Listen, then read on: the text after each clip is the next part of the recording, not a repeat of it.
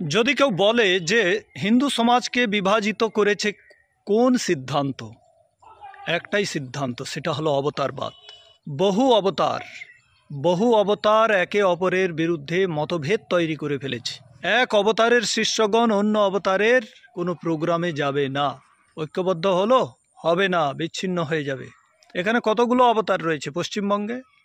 এখানে রামকৃষ্ণদেব অবতার আছে, ইস্কন সম্প্রদায়ের প্রভুপাদ অবতার আছে, নিগমানন্দ অবতার আছে, বালক ব্রহ্মচারী অবতার আছে, রাম রহিম রাম, বিভিন্ন অবতার, তাদের মধ্যে মতভেদ, তারা অবতারের জাল বুনে রেখেছে।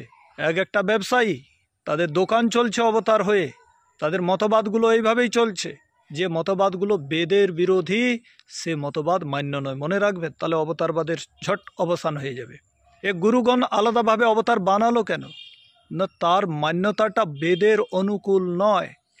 কিছু অনুসার আছে তো কিছু বিরোধ আছে, তা না হলে দোকানগুলো চলতো কি করে?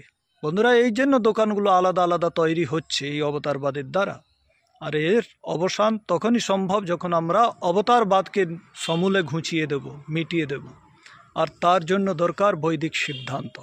বেদ বলছে ঈশ্বরকে অজ বলছে, যার কখনো জন্ম হয় না, যে শরীরের বন্ধনে আসে না, যাকে অমর বলা হয়, যে মৃত্যুও গ্রহণ করে না, যেটা যোগ দর্শনে মহর্ষি পতঞ্জলি বলছেন, ক্লেশ কর্ম বিপাকা শাইর পরাম হৃষ্ট পুরুষ বিশেষ ঈশ্বর।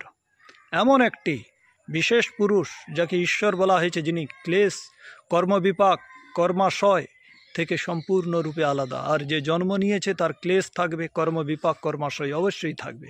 এরকম ব্যক্তিকে ঈশ্বর বলা হয়েছে। তার মানে এ শরীরধারী পুরুষ কোনোদিন ঈশ্বর হতে পারেন না।